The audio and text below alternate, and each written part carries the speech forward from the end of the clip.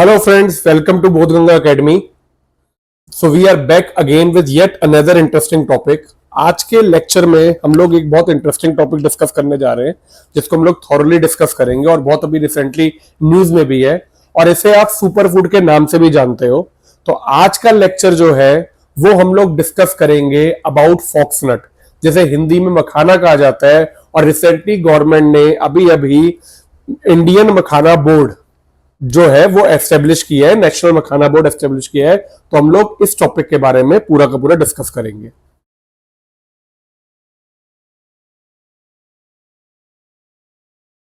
देखिए, तो स्टार्ट करने से पहले एक बार मैं आपको ओवरव्यू दे देता हूं कि हम लोग आज कौन कौन से टॉपिक कवर करने वाले हैं, ठीक है, जिससे आपको आइडिया हो कि हम लोग आज क्या क्या चीजों को कवर करते हुए और कहां तक पहुंचेंगे। तो देखो, सबसे पहले हम लोग बात करेंगे फॉक्सनट के बारे में, उसकी मेन फीचर्स के बारे में जानेंगे। तो we will discuss introduction to foxnut. उसके बाद बात करेंगे बेनिफिट और advantages of makhana. Then we will talk about climatic condition growth of makhana, किस क्लाइमेट में मखाना ग्रो करता है और उसकी ग्रोथ कैसे होती है, क्या चैलेंजेस आते हैं। तो नेक्स्ट हम लोग बात करेंगे चैलेंजेस, मखाना कल्टीवेट करते हुए क्या चैलेंजेस आते हैं, क्या मुश्किलें आती हैं हमारे किसान भाइयों को, उसके बारे में जानेंगे। Then we will talk about economic significance, क्या फायदा है। Then we will talk about initiative जो कि अभी रिसेंटली करंट अफेयर्स आप कह सकते हो, अभी जो रिसेंटली गवर्नमेंट ने इंट्रोड्यूस किया है, नेशनल मखाना बोर्ड इंट्रोडक्शन, इसके बारे में जानेंगे। Then we will talk about objective function of board. उसके बाद इस गवर्नमेंट इनिशिएटिव जो और लिए गए रिलेटेड टू मखाना, उसके बारे में भी थोड़ा बहुत जानेंगे। लास्ट में हम लोग क्विक रिवीजन करेंगे which is very important for any objective exam. तो अगर आप किसी ऑब्जेक्टिव एग्जाम्स के लिए प्रिपेयर हो रहे हो तो आप खाली अगर ये वाला टॉपिक भी देख लोगे तो भी आपका क्विक रिवीजन में सारे की सारी समरी जो चीजें बहुत इंपॉर्टेंट है और जो आने के चांसेस बहुत है वो कवर हो जाएंगे। लास्ट में हम लोग डिस्कस करेंगे प्रैक्टिस एमसीक्यू फॉर रिवीजन, जिससे आपको टॉपिक प्रॉपर्ली रिवाइज हो जाए। अब देखो, ये जो टॉपिक है मैंने इस तरह से इसलिए बनाया है क्योंकि आपको ये समझना चाहिए कि हम लोग आज जो जनरल स्टडीज है वो खाली ओवरव्यू पे नहीं आ रही है, बहुत चीजें अंदर से भी पूछी जाती है जो कि नॉन एक्सपेक्टेड है।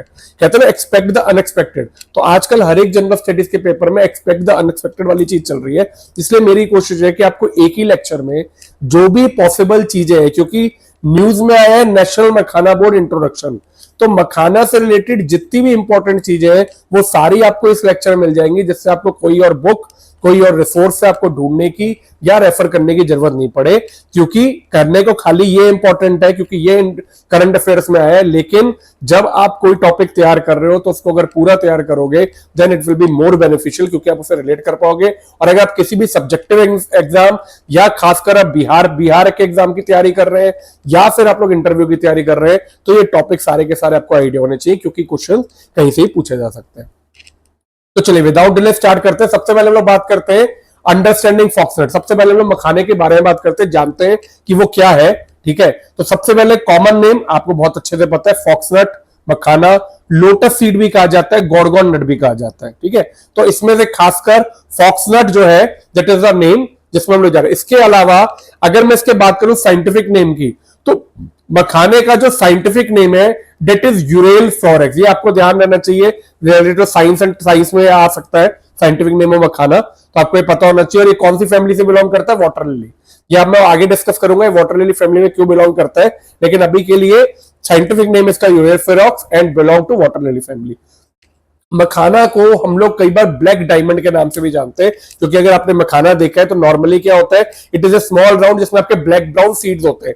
हर मखाने में ब्लैक ब्लैक स्पॉट्स होते हैं, आपने ऑब्वियसली देखा होगा, तो इसे ब्लैक डायमंड के नाम से जाना जाता है। डायमंड इसलिए नहीं क्योंकि ये बहुत महंगा है, बट इसकी न्यूट्रिशन वैल्यू बहुत है, that is why it is known as black diamond. ज्यादातर अब बात करते हैं कहां पे प्रोड्यूस होता है, तो देखो सबसे इंपॉर्टेंट चीज, India is the largest producer and exporter of makhana. जो हमारा भारत देश है वो सबसे ज्यादा मखाने को प्रोड्यूस करता है और एक्सपोर्ट भी करता है। तो ज्यादातर जो प्रोड्यूसिंग कंट्री में इंडिया, इसके अलावा चाइना, जापान और कोरिया, ये भी कुछ कंट्रीज है जो कि मखाने को प्रोड्यूस करती हैं और एक्सपोर्ट और यूज करती हैं। लेकिन आप जान के हैरान रहेंगे, अराउंड 90% या आप कह लो 80% जो मखाना है ऑल ओवर द वर्ल्ड वो इंडिया में प्रोड्यूस किया जाता है। और इंडिया में अगर मैं स्पेसिफिकली बात करूं स्टेट्स में, तो Bihar is the leader of makhana. Bihar में 90% of the world foxnut world foxtail का 90% जो होता है का डेटा चेंज होता रहता है, 80 से 90% आप मान सकते हो वो बिहार में प्रोड्यूस किया जाता है। जैसे मेजर डिस्ट्रिक्ट जो है जैसे मधुबनी, दरभंगा, सीतामढ़ी, सहरसा, पूर्णिया, सुपाल, ये सारी मेजर डिस्ट्रिक्ट है, जिसमें Darbhanga is very famous for foxtail. इसके अलावा एक और इंपॉर्टेंट पॉइंट है जो आपको ध्यान रखना है, मिथिला मखाना, इसको जीआई टैग भी मिल चुका है 2022 में। तो 2022 में मखाने को, मिथिला मखाना को जीआई टैग मिला है, और अभी क्या कहते हैं हमने इसको ओवरव्यू को डिस्कस की है। नेक्स्ट हम लोग जानते हैं इसके बेनिफिट या एडवांटेजेस। तो देखो मखाने की सबसे बड़ी एडवांटेज है, it has very high nutritional value. It is very rich in protein, carbohydrate and fibre. Fibre और प्रोटीन में तो मखाना बहुत रिच होता है। इसके अलावा मैग्नीशियम, पोटेशियम, आयरन, जिंक, ये सारे एलिमेंट भी होते हैं। और सबसे बड़ा फायदा ये है, it is very low in cholesterol या फैट और सोडियम। तो जो सोडियम जिससे आपको बीपी की परेशानी होती है, कोलेस्ट्रॉल या फैट जिससे मोटापा बढ़ता है, तो ये तीनों चीजें जो है वो मखाने में नहीं होती। That is why it is considered as a very healthy food, और हेल्दी स्नैक्स की तरह आजकल बहुत यूज किया जाता है। फास्ट में भी हम लोग ये यूज करते हैं क्योंकि इट इज फुलफिलिंग, न्यूट्रिशन देता है, और इसके अलावा इसमें कोलेस्ट्रॉल, फैट, सोडियम कुछ नहीं होता। इसके अलावा इसमें एक एंटीऑक्सीडेंट होता है केमफिरॉल, जो which is known for its anti ageing, anti inflammatory and antioxidant property. तो आपको ये भी पता होना चाहिए, ये वाला जो है केमफिरॉल, ये मखाने के अंदर होता है। अब मैं बात करता हूं हेल्थ बेनिफिट्स की। तो अगर मैं हेल्थ बेनिफिट्स की बात करूं तो देखो, it is good for heart health, क्योंकि इसमें सोडियम कम होता है, मैग्नीशियम ज्यादा होता है। इसके अलावा it helps in weight management, क्योंकि जब फैट नहीं है, कार्बोहाइड्रेट, ऑब्वियसली वेट मैनेजमेंट भी करता है। किडनी और लीवर हेल्थ में हेल्प करता है। डायबिटीज के लिए बहुत बेनिफिशियल है, क्योंकि इसका लो ग्लाइकेमिक इंडेक्स होता है, तभी रोस्टेड मखाना आजकल आपने देखा होगा बहुत खाए जाते हैं। That is why it is very helpful. Anti ageing में भी हेल्प करता है, जैसे हमने पढ़ा, एंटीऑक्सीडेंट होता है इसमें, और कंट्रोल ब्लड शुगर। तो these are all the health benefit. तो these are very general health benefit. और इसके अलावा आपको जो मेन चीज अगर एग्जाम पॉइंट ऑफ व्यू से देखा जाए तो आपको यह ध्यान रखना है कि मखाने के अंदर मैग्नीशियम, फाइबर एंड प्रोटीन, ये सब चीजें बहुत होती है। अब हम लोग बात करते हैं क्लाइमेटिक कंडीशंस की। तो जैसा आपको बताया कि बिहार में 90% मखाने उगाए जाते हैं, तो आपको इतना तो समझ में आ गया होगा, या आप इतना रिलेट कर सकते हैं कि मखाने का जो टेम्परेचर होता है, इट इज अराउंड 20 to 35। तो ये चीज ध्यान रखना है, ये कोल्ड ह्यूमिड अगर ऐसी चीजें होती हैं तो इसमें मखाने जो होते हैं वो सर्वाइव नहीं कर पाते। तो they are very sensitive to frost and extreme cold. तो 20 से 35 डिग्री सेल्सियस के टेम्परेचर पे ग्रो करते हैं। इसके अलावा जो सबसे इंपॉर्टेंट चीज है, मखाने को ग्रो करने के लिए आपको स्टैग्नेंट वाटर बॉडीज चाहिए होती है, which is the most difficulty face by farmers. कि आज की डेट में हमारे को मखाना जहां पे भी ग्रो होता है, आपको पानी रुका हुआ चाहिए होता है। ज्यादातर जैसे पॉन्ड्स हो गया, वेटलैंड हो गया, जहां पे पानी रुका हुआ है, मखाने उस पानी के अंदर ग्रो करते हैं। That is why they are considered in water lily family. तो ये आपके लैंड पे ग्रो नहीं करते हैं। सबसे बड़ी चीज जो आपको ध्यान रखनी है, ये लैंड पे ग्रो नहीं करते हैं, इसमें कोई सॉइल या आपको कहते हैं मैन्योर डाल के ग्रो नहीं करते हो। ये ग्रो करते हैं इन स्टैग्नेंट वाटर बॉडीज। नॉर्मली अगर 100 से 150 सेंटीमीटर तक बारिश भी होती है तो वो मखाने को ग्रोथ में ज्यादा हेल्प करती है, क्योंकि उससे पानी आके रुक जाता है, जिससे मखाने ग्रो कर पाते हैं। सॉइल रिक्वायरमेंट में ज्यादातर दे नीड क्लेई लोमी और silty loamy soil which is rich in organic matter. उस सॉइल के अंदर ये जो है, और आपका पीएच जो है साइट्रिक एसिडिक होता है। Soil should retain water for long period. तो वो स्टैग्नेंट वाटर है, इसलिए जो पानी है वो ठहरा होना चाहिए। तो दिस इज क्लाइमेटिक कंडीशन। अब देखो नेक्स्ट बात करते हैं हम लोग ग्रोइंग प्रोसीजर ऑफ फॉक्सटेल, कैसे ग्रो कैसे किए जाते हैं। अब इसे मैंने इसलिए डिस्कस कर रहा हूं क्योंकि इससे आप समझोगे कि कितनी परेशानी होती है मखाने को मैन्युअली आज की डेट में ग्रो करने में, और जो हमने इनिशिएटिव लिया इंडियन गवर्नमेंट ने नेशनल मखाना बोर्ड का, वो कैसे इन डिफिकल्टीज को रिमूव करने में, इरेडिकेट करने में हेल्प करेगा। तो देखो सबसे पहली चीज है, आप कोई शैलो पॉन्ड या वाटर लॉक फील्ड जहां पे पानी रुका हुआ है वो वाली फील्ड सिलेक्ट की जाती है। ज्यादातर जो सोइंग होती है वो मार्च अप्रैल में की जाती है। अब जो इसके प्लांट अगर ग्रो करते हैं तो देखोगे आप इस तरह से ग्रो करते हैं। देखो plant spread with floating leaf, इस तरह से जैसे लिली होता है ना, आपने देखा होगा, इस तरह से क्या कहते हैं, plant spread with floating leaf on the water surface. और फिर अगस्त सितंबर में, मतलब करीब 4 to 5 मंथ्स बाद इसकी हार्वेस्टिंग की जाती है।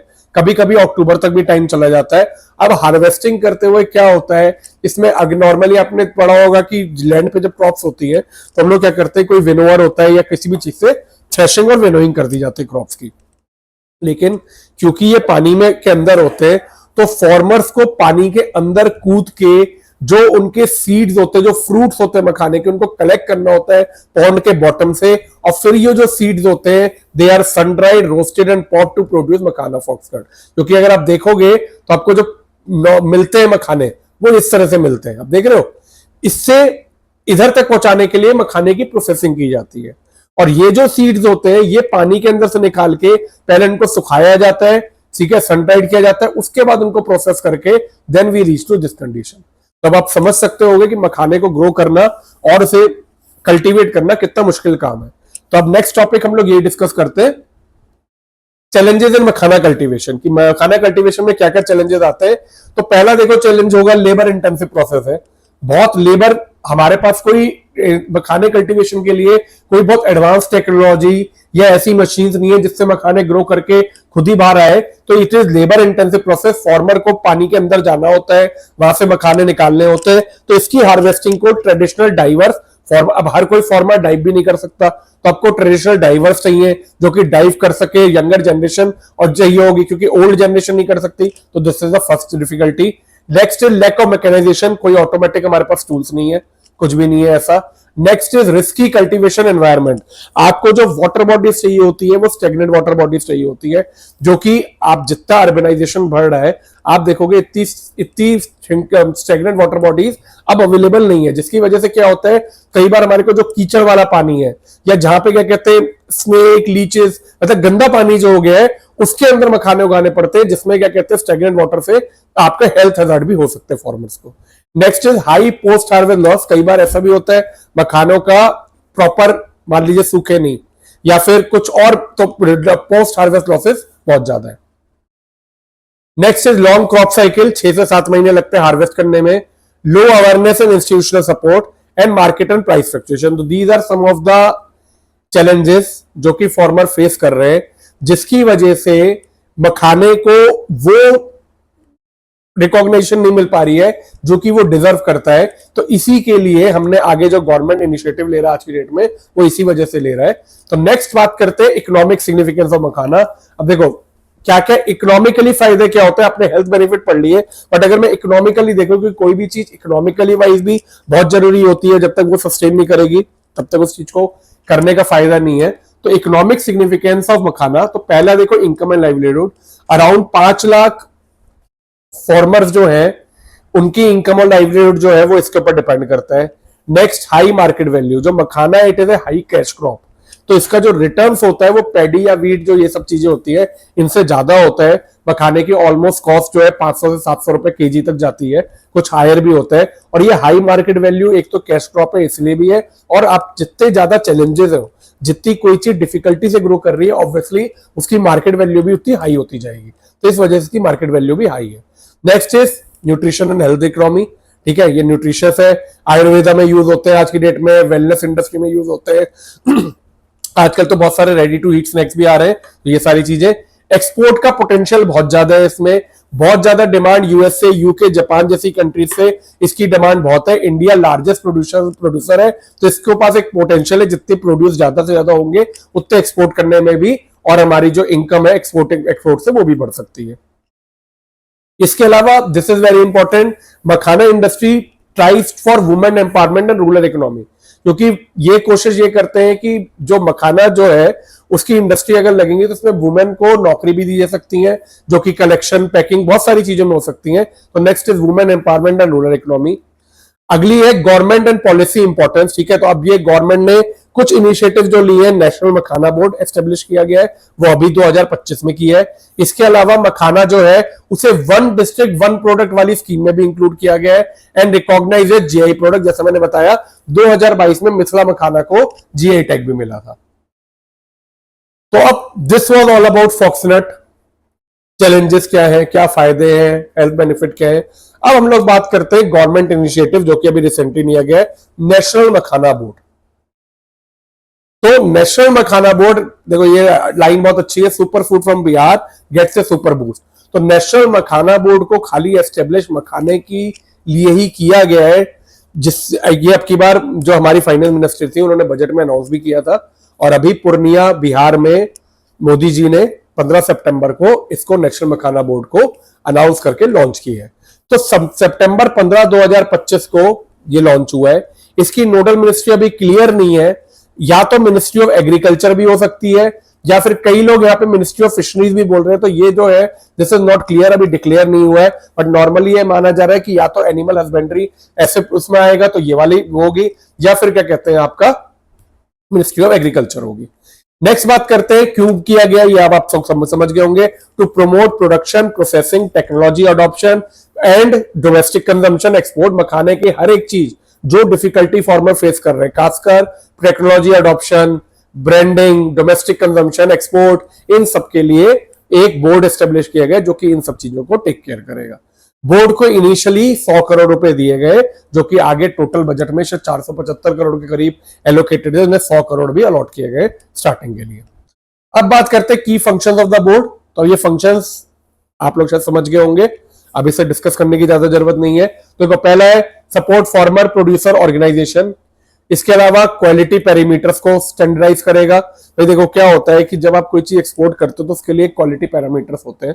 तो ये जो बोर्ड है ये सारी चीजें ये डिसाइड करेगा किस तरह से क्वालिटी पैरामीटर होने चाहिए, जो स्टैंडर्ड होने चाहिए, वैल्यू एडिशन कैसे हो सकती है, और सबसे जरूरी चीज ऑटोमेशन, कितना रिसर्च एंड डेवलपमेंट और मैकेनाइजेशन हार्वेस्ट और प्रोसेसिंग में। These are the two step जिसमें मखाने में सबसे ज्यादा डिफिकल्टी आती है, हार्वेस्ट करने में और प्रोसेस करने में। तो मखाना बोर्ड का एक मेन काम ये भी है to promote research and development and mechanisation, क्योंकि अभी तक because it is labour intensive industry और जब तक क्या कहते हैं गवर्नमेंट इन्वॉल्व नहीं है तो किसी ने इतने स्टेप नहीं लिए हैं कि इन चीजों को मैकेनाइज किया जाए। तो रिसर्च एंड डेवलपमेंट मैकेनाइजेशन करेगा। Expand export promotion under India one district one product and make in India version, और ग्लोबल ब्रांडिंग बनाना है। तो these are the functions of board. Next, और किस किस पॉलिसी को ये सपोर्ट करेगा।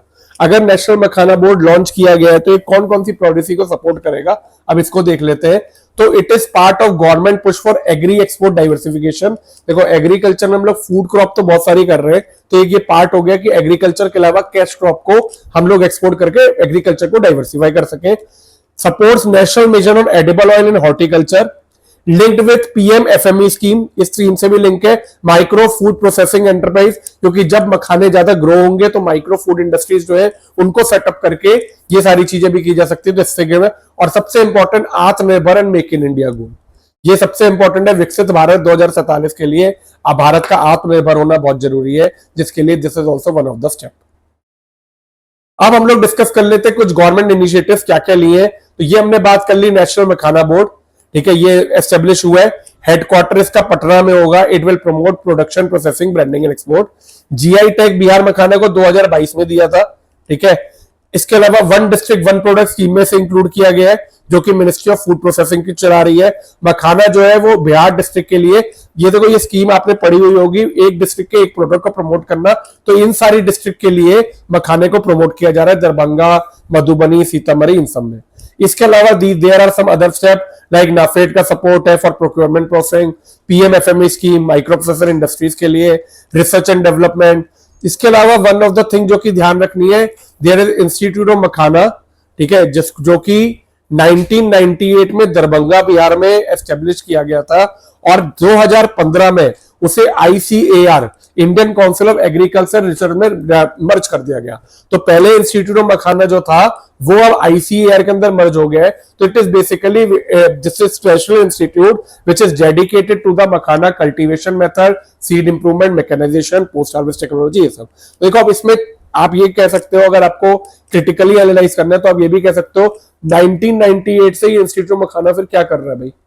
अब नेशनल बोर्ड एस्टेब्लिश किया है तो रिसर्च डेवलपमेंट जो R&D के लिए है उसके लिए आप पॉजिटिव भी ले सकते हो कि जो पैसा आएगा वो इधर दिया जा सकता है। इससे नेगेटिव में भी कह सकते हो कि 1998 से लेके 2025 आ गई, अभी तक ऐसी रिसर्च डेवलपमेंट क्यों नहीं हुई जब इतने टाइम से इंस्टीट्यूट ऑफ मखाना एस्टेब्लिश है, ठीक है। Next is export promotion and financial support. तो these are some of the government initiatives जो कि मखाने प्रोडक्शन के लिए, प्रोसेसिंग के लिए लिए गए। नेक्स्ट, जैसा मैंने आपको बताया, क्विक रिवीजन कर सकते हो जिसमें आपको हर एक चीज जो प्रीलिम्स के लिए वो एक साथ पता चल जाएगी। तो देखो बोटेनिकल नेम या साइंटिफिक नेम मैंने आपको बता दिया था। कॉमन नेम फॉक्सनट, इसकी फैमिली है निम्फिक यानी वाटर लिली फैमिली है। टाइप एक्वेटिक क्रॉप है, seed collected from water body. Major producing state Bihar. India largest producer and exporter, जैसे हमने डिस्कस किया। Nutrition value high in protein, carbohydrate, fibre, calcium, magnesium, protein में magnesium, calcium इन सब में बहुत हाई है। Low in fat and sodium and gluten free. कैसे यूज होता है, कंज्यूम रोस्टेड इन स्वीट, ये सब जनरल है। जीआई टैग बिहार मखाना को 2022 में जीआई टैग मिला है। नेशनल मखाना बोर्ड 2025 में एस्टेब्लिश हुआ है। हेडक्वार्टर पटना में, ministry of agriculture and formal welfare के अंदर 99% होगा ये। इसके अलावा ये ऑब्जेक्टिव्स हो गए, promote production and productivity of makhana, improve processing and value addition, support branding and export और एंश्योर फॉर्मल एनहांसमेंट। तो दीज आर सिंपल लॉजिकल चीजें। International trade, USA, UK, UAE, Japan, यहाँ पे ज्यादा होता है। तो ये आपका बेसिकली रिवीजन हो गया। इसके अलावा रिलीजियस रिचुअल और फास्टिंग फूड में भी होता है। तो दिस वाज ऑल अबाउट मखाना, जिसमें हमने हर एक चीज पढ़ ली मखाने के बारे में, क्लाइमेट से लेके उसके इनिशिएटिव से लेके कहाँ पे ग्रो होते हैं, कैसी चीजों में ग्रो होते हैं। तो मखाने से रिलेटेड कोई भी क्वेश्चन आएगा तो आप आराम से क्रैक कर सकते हो। Now it's time for practice MCQ. अब जो पढ़ा है उसको चेक करना बहुत जरूरी है। तो नेक्स्ट जो है that is time for practice MCQ. तो पहला क्वेश्चन है, foxnut makhana widely consume in India belong to which plant family. तो जो प्लांट फैमिली है that is Nymphaeaceae, option A. तो पहले का हो गया ए। सेकंड, जिसे वाटर लिली फैमिली भी कहा जाता है। Second, which of the following Indian state is the largest producer of makhana contributing more than 80% national output. तो correct answer will be Bihar. Third question, GI tag for Bihar makhana was awarded in which year. 2020, 21, 22, 23। तो जैसा हमने discuss किया, it is 2022। Botanical name of foxnut makhana is, botanical name क्या है इसका, Euryale ferox, B. Question 5, with reference to Ural ferox, sometimes seen in the news, consider the following statement. It is an aquatic crop belonging to the family Nilambonkoi. This is wrong. India is the largest producer exporter of this crop. This is correct. It has received a GI tag for Bihar. This is also correct. So option is 2 and 3. तो इसका answer हो गया 2 and 3. Next question 6. The recently established National Makhana Board has been set up under which of the following ministry? Ministry of Agriculture and Family Welfare. Question 7. In India foxnut is cultivated primarily in, कहां पे cultivate किया जाता है। तो आप flood plains of Godavari river, ponds and wetlands of north Bihar, back water of Kerala, lakes of Kashmir valley. तो आपने जैसे पढ़ा स्टैग्नेंट वाटर चाहिए होते हैं, which is ponds and wetlands of north Bihar. Question 8, foxnut seeds are mainly collected from orchids, aquatic body like ponds and wetlands, very simple aquatic bodies. National Makhana Board is established in which year? Very easy, 2025. Which of the following Indian district is famous for makhana cultivation? सबसे famous है दरभंगा, बिहार के अंदर। Which of the following scheme can be directly associated with makhana production in India? पहली है आपकी PM formalization of micro food processing industry,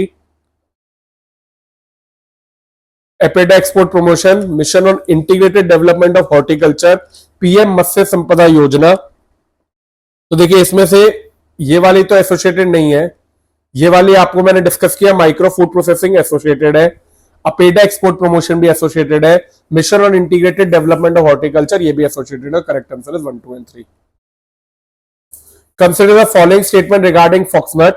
It is considered fasting food because it is gluten free and mineral rich. It is true. It is cultivation helps sustain livelihood while maintaining aquatic biodiversity. This is also true. The GI tag for Bihar Makhana was granted in 2020. This is wrong. It is 2022. So 1 and 2. Now let us move to last question. With reference to India export of foxnut, which of the following country are major destination? USA, UAE, Japan, Bangladesh, Nepal, Bhutan. अभी हमने discuss किया जिसमें USA, UAE, Japan था। तो 13 का एक ए।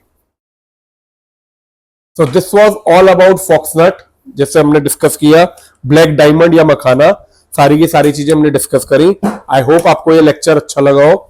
अगर आपको ये लेक्चर अच्छा लगा सब्सक्राइब जरूर से करिएगा चैनल को, जिससे आपको रेगुलर अपडेट मिल सके, जिससे आप रेगुलर ये सारी न्यूज को फॉलो कर सके।